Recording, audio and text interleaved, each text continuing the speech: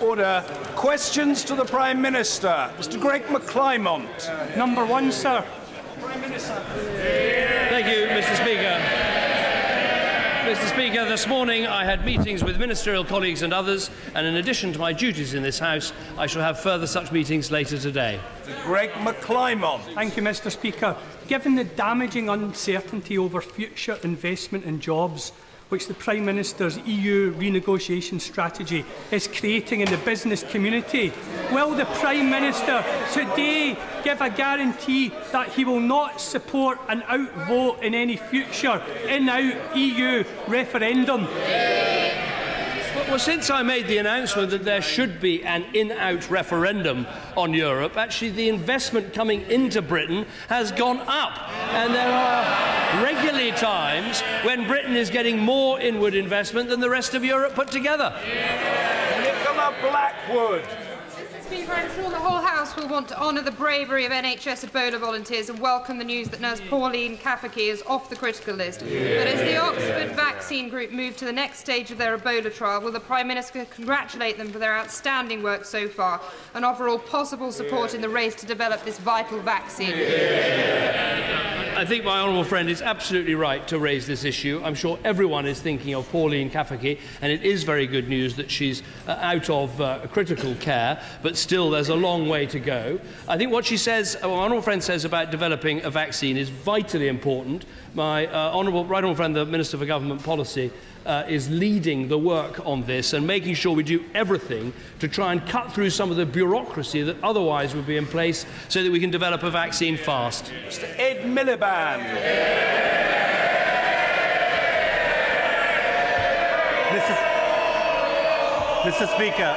Mr. Speaker, the whole country, across all faiths and communities, felt a sense of solidarity with the people of France following last week's dreadful attacks. Those who seek to terrorise and divide us should be in no doubt they will fail. And this House of Commons has sent a clear signal on this issue: we are united.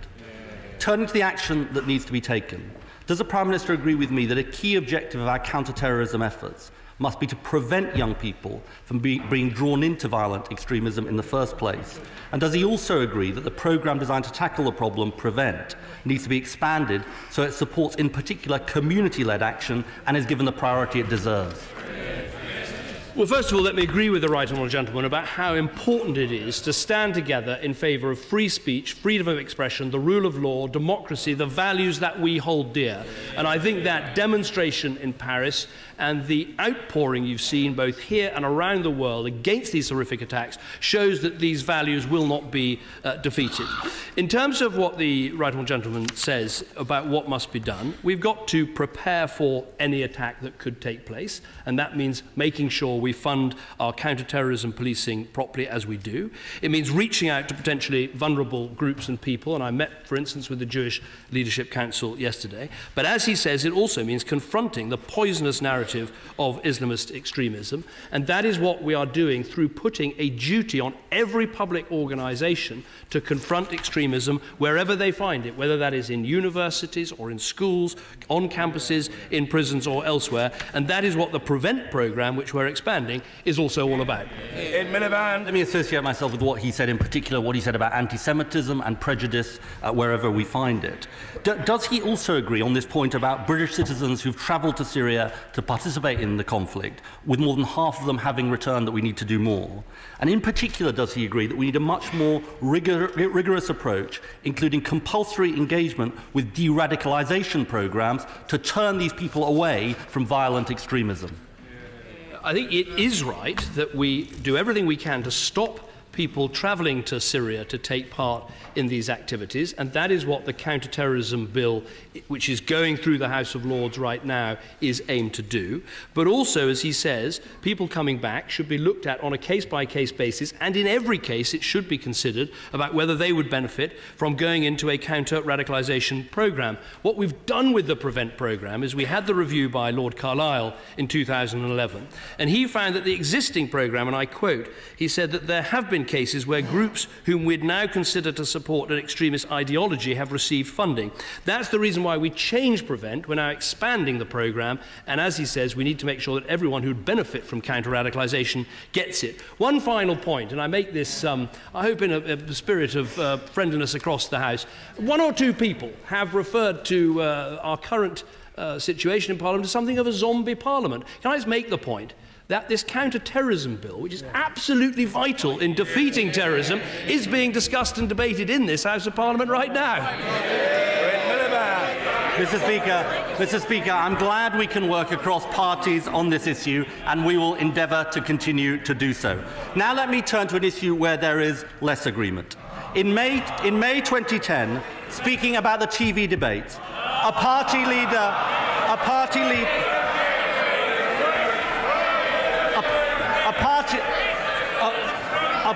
leader said, and I quote, "It would have been feeble to find some excuse to back out." So I thought, we've got to stick at this, we've got to do it. Can you remind us who said that? I am all for these debates taking place, but you cannot have... The question has been asked, and the answer must be heard. The Prime Minister. I'm all for these debates, but you cannot have two minor parties without the third minor party. So I put the question to him. Why is he so frightened of debating the Green Party? Mr. Speaker, I'll debate anyone the broadcasters invite. But the man who said it will be feeble to back out of the debates was him. Now we all understand that as long ago as last Thursday, his abiding passion was to give the Green Party a platform. But it is frankly a pathetic excuse. It's not for him. It's not for him. It's not for him, it's not for me, it's not for any party leader to decide who is in the debates. It's up to the broadcasters. That's the country we live in. Now, is he really telling the people of Britain that he's going to seek to deny them the TV debates if he doesn't get to choose who's in them? We had a set of European elections this year, and UKIP and the Greens both beat the Liberal Democrats, I'm afraid to say. And you either have... it's very simple. You either have both of them, or you have none of them. So let me ask him again. Why is he so chicken when it comes to the Greens?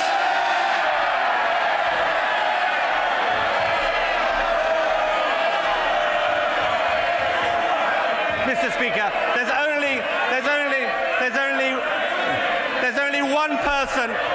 one person running scared of these debates, and that's this Prime Minister. And when he says he doesn't want to take part because of the Greens, nobody believes him. Not the people behind him, not the person next to him, not the country. However he dresses it up, everyone knows he's running scared. These debates don't belong to me, they don't belong to him, they belong to the British people. What does he think gives him the right to run away from these debates? There are two credible sets of debates. You can either have a debate with all the national parties who appear in this House, or you can have a debate, or both, have a debate between the two people who'd become Prime Minister. Those are the credible debates, so I ask him again, when he looks at the Green Party, why is he so scared? It's complete, Mr. Speaker. I'll debate anyone the broadcasters invite to debate. I think he does protest too much. He's run out of excuses. He's running scared of these debates. And in the words of his heroine, Lady Thatcher, he's frit. Well, isn't it interesting, Mr. Speaker? With just 10 of these sessions to go, he wants to debate having a debate. He can't talk about unemployment because it's coming down. He can't talk about growth in the economy because it's going up. He can't talk about his energy price freeze because it's turned into a total joke. I have to say to him, Mr. Speaker, the more time he and I can spend in a television studio and on television, the happier I will be. If he's got any more questions left, ask a serious one.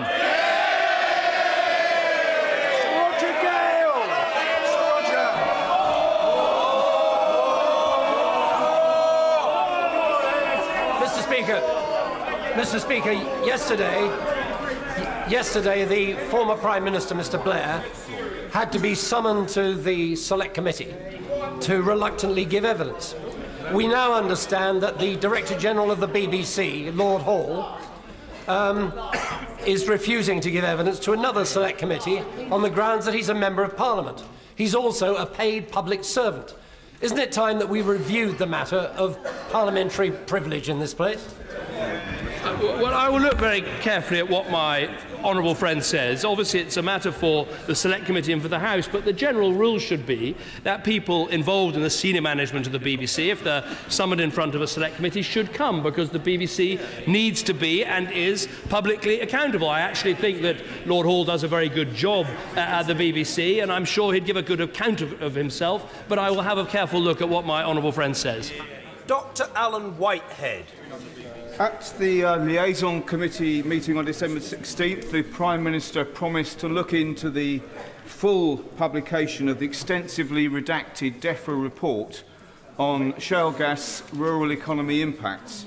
Has he looked into this, and is he now going to insist on full and unredacted publication?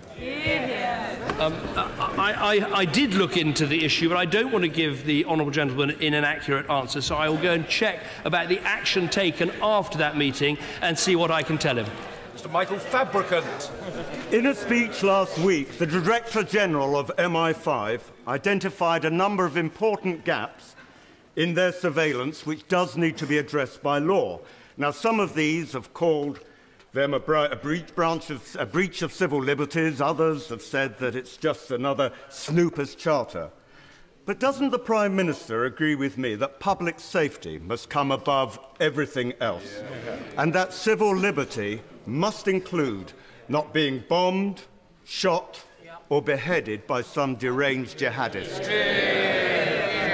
Well, I agree with my honourable friend that the first duty of every government is to keep the country safe. We certainly don't do that by trashing our own civil liberties and traditions. But I believe when it comes to this vital issue of being able to have proper surveillance on the communications of potential terrorists, up until now, this Parliament and British governments have taken a very clear view. Whether it's been about looking at letters, whether it's been about fixed telephone communications or mobile communications, we have always believed that in extremis, on the production of a signed warrant from the Home Secretary, it should be possible to look at someone's communications to try and stop a terrorist outrage. And the decision I think we have to take is, are we prepared to allow in future, as technology develops, safe spaces for terrorists to communicate? The principle I think we should adopt is, no, we are not content for that to happen, and as a result, we should look to legislate accordingly.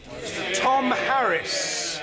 Raif Badawi faces 1,000 lashes and 10 years in prison because he wrote some articles with which his government disagreed.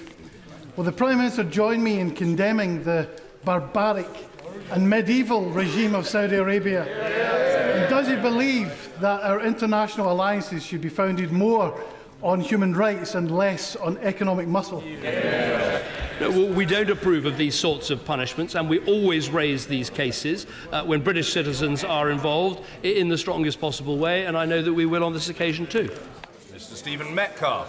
Thank you, Mr. Speaker. Unemployment down 44%.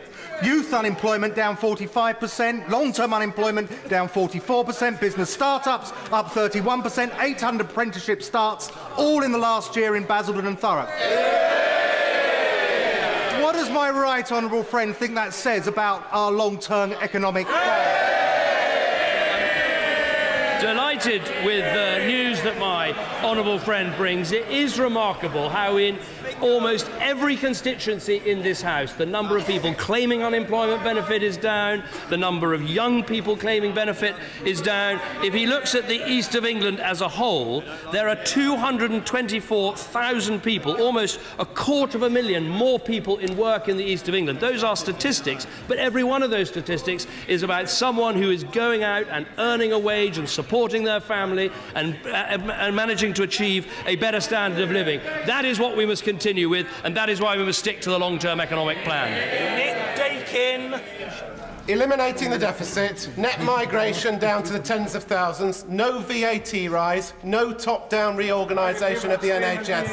Why did the Prime Minister make these promises, and why did he break them? We said we would get the deficit down, and the deficit is down by half as a share of our national economy from the disgraceful situation left by Labour. I thought the honourable gentleman would take the opportunity to talk about the vital steel interests in his constituency, which we'll be talking about later on today, where I'm working as hard as we can to try and make sure we keep steel production growing in our country. But I have to say to him, as he's introduced a political element, so might I. Under this government, steel production is up where it was down under Labour. Under this government, employment in the steel industry is up where it was down under Labour. Why is that? Because we've got a car industry that's growing, we've got an aerospace industry that's growing, we've got construction that's growing. We're getting Britain back to work. John Whittingdale. Is my right honourable friend aware that in the past 12 months, over 60 journalists have been killed in the course of their work, including those at Charlie Hebdo last week? Just 5 weeks ago, I attended with several other members of Parliament the signing in Paris of a declaration by representatives of every European country recognising the vital role of journalists in a free society and pledging to do everything possible to protect their safety. Will my right honourable friend reaffirm that commitment today? Well, I pay tribute to my right honourable friend for the work he does in supporting the freedom of the press, and I certainly reiterate what he says today. When this most struck me was actually when I visited Jaffna in northern Sri Lanka and went to see a newspaper office which had been shot up, bombed and burnt. And that brings home to you what journalists in other countries have for years faced in bringing the truth and putting in front of the people, which is a vital part of a free democratic system. And obviously the events in Paris are truly horrific. And I think the duty of everyone in public life is not necessarily to say whether or not we agree with this being published or that being published. Everyone can have their opinion. It's not that matters. What matters is we should always defend the right of people to publish whatever is inside the law and, in their opinion, right to publish. That's our job, and we must do it properly. All right, Maggie Leo. Mr. Speaker, we're seeing a meltdown in emergency care. Yet the Prime Minister's Health Secretary accuses us of whipping up a crisis. Isn't it time for some honesty? This government is simply failing our NHS. Well, I'm grateful the Honourable Lady raises the NHS because, absolutely, we do face real challenges this winter with the pressures on A&E, but her own constituency, the Homerton University Hospital NHS Foundation Trust, prove what can be done with the extra resources that we're putting in and the excellent management of that hospital, because last week 96.6% of people going to A&E in her constituency were seen within 4 hours. Thank you, Mr. Speaker. Last week I met Chloe, a care assistant apprentice who had started her apprenticeship after visiting my most recent jobs fair in Hales-Owen. Would the Prime Minister congratulate all those people who have got jobs and started apprenticeships in my constituency since 2010, where unemployment has fallen by 30% in the last year alone? Further evidence that the government's long-term economic plan is delivering better quality jobs and opportunities for people across Hales-Owen and Rowley Regis. I certainly join my honourable friend in congratulating Chloe on starting her apprenticeship. The fact is, in his constituency, nearly 4,000 people have begun an apprenticeship since 2010. And if you look at what has happened to the claimant count, as I said a few moments ago, in his constituency, the claimant count is down 42% since the election. The long-term youth claimant count, which should be of the greatest concern to us, because that is young people on unemployment benefit month after month, that is down by 58% in the last year alone. This recovery is gathering pace, it is providing jobs for people, and each one of those jobs is the chance for them to provide a better future for their families. But we've got to stick to the plan, and a key part of the plan is getting the deficit down. Toby Perkin. Our ambulance trusts are under such pressure that they're downgrading the calls of some of the sickest people in the country. In the east of England, 57 people are believed to have died waiting for an ambulance that never arrived. Isn't the Prime Minister ashamed that this is what happens when the Tories run the NHS?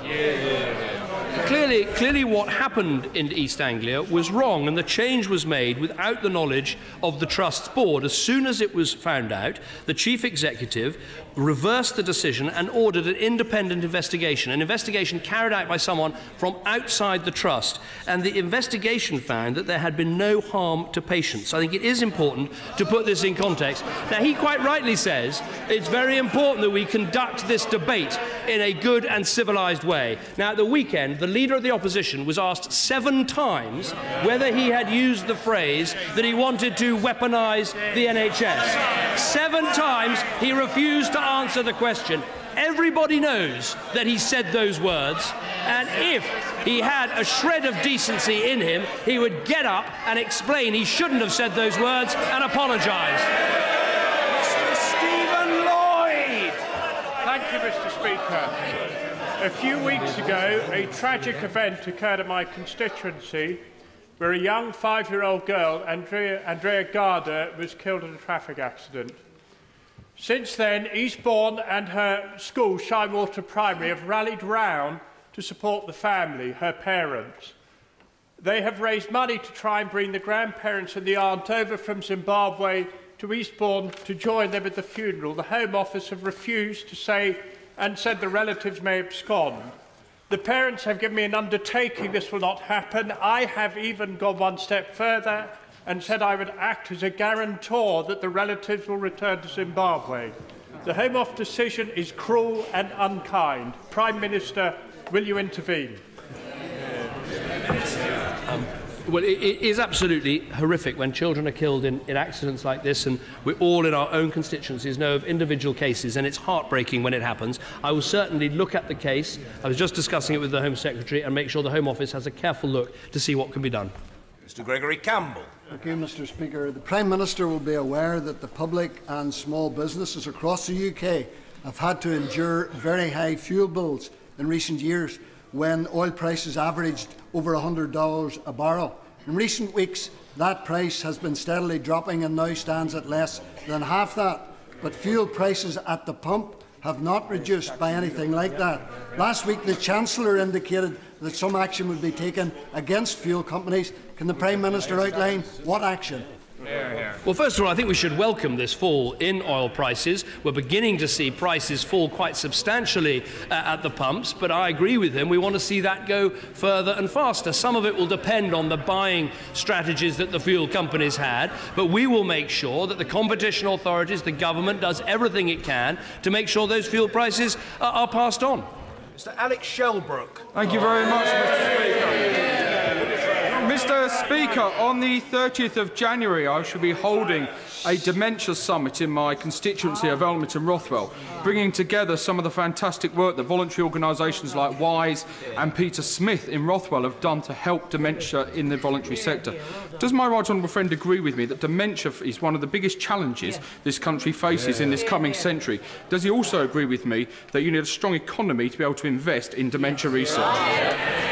Well, my honourable friend is absolutely right. This is a crisis for our country, and it's been creeping up as a sort of silent crisis because the diagnosis rates for dementia haven't been high enough, and I don't think there's been enough action across our communities to join up and deal with it. That is now happening. There's a very clear dementia strategy. We're doubling the amount of money going into research. We're training many more people in our NHS and in our care homes to deal better with people with dementia, and also we're making sure more people in the community become dementia friends, with a target of over 1 million people becoming dementia friends. And we had a session in Cabinet the other day where every member of Cabinet became a dementia friend. But I commend what he's doing. I did the same in my constituency of getting together all of the organisations that can help people, so we spread the word about good practice, because people with dementia don't just need great health care, they need help whether they're at the post office or the bank or the building society or the bus or the train station. They need help in every part of their life, and we all have a role to play. John Cryer.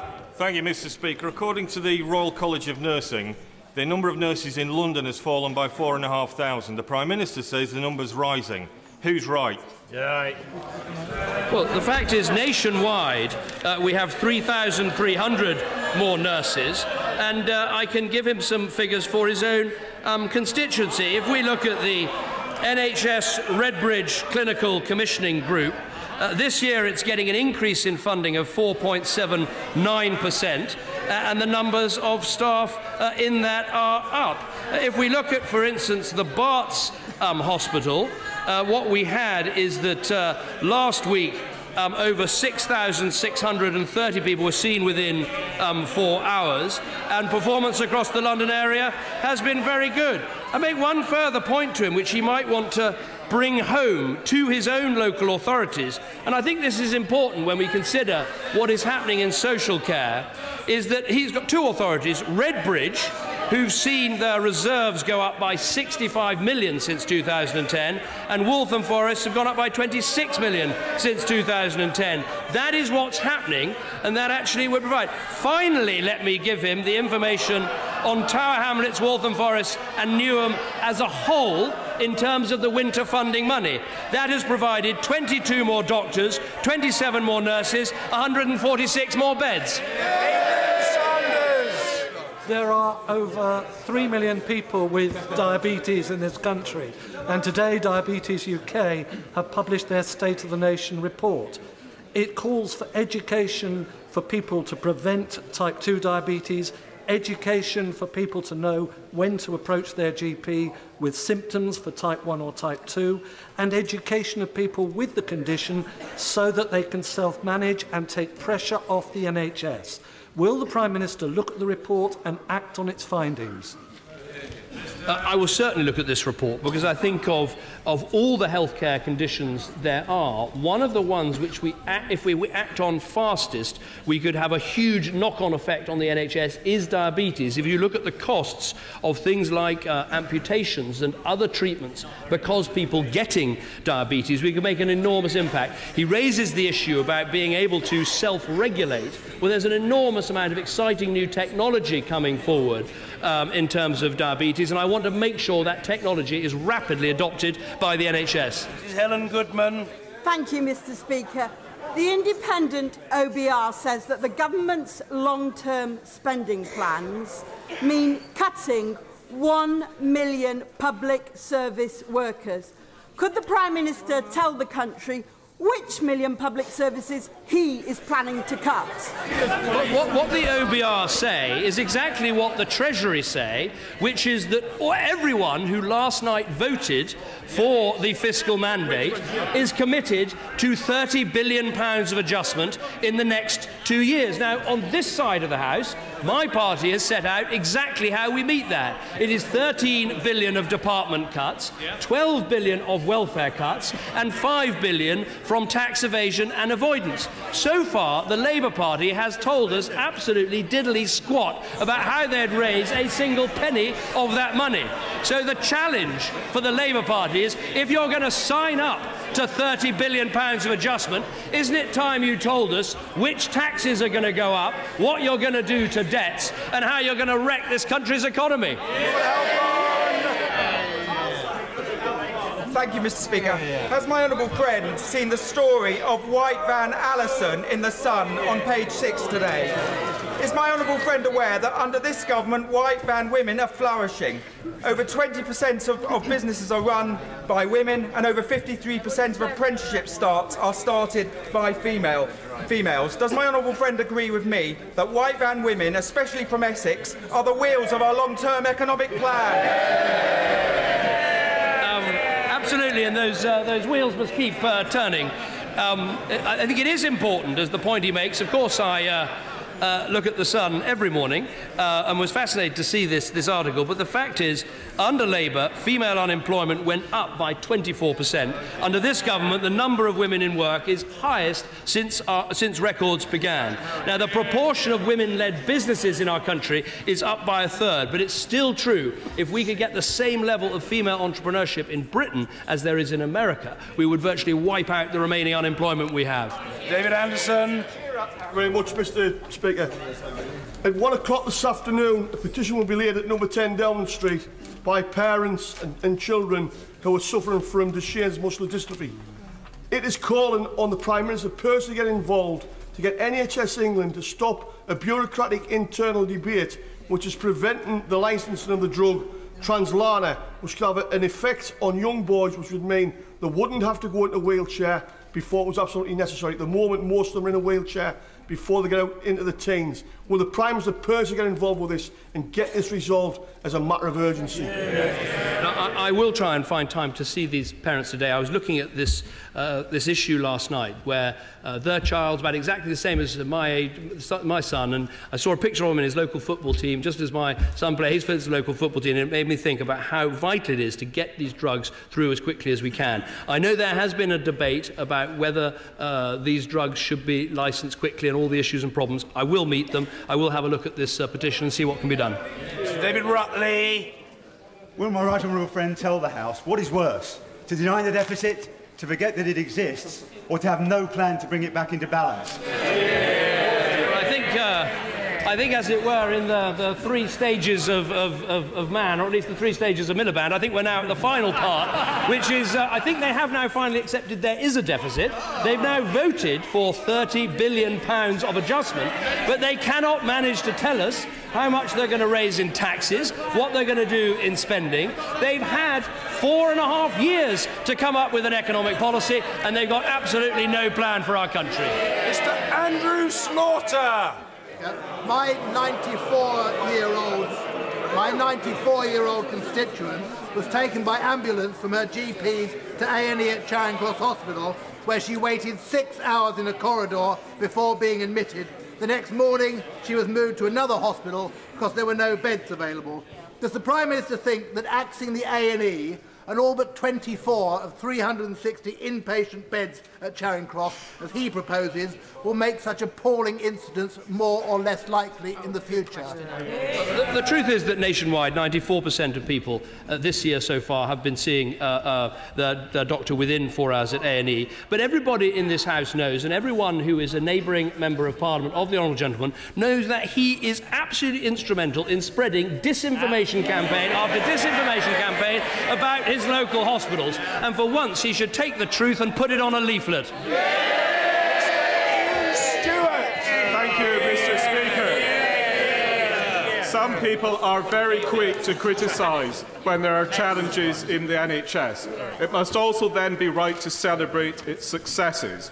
And therefore, will the Prime Minister congratulate Milton Keynes Hospital and the University of Buckingham for establishing a new medical school that will not only train the next generation of clinicians, but raise standards at our hospital?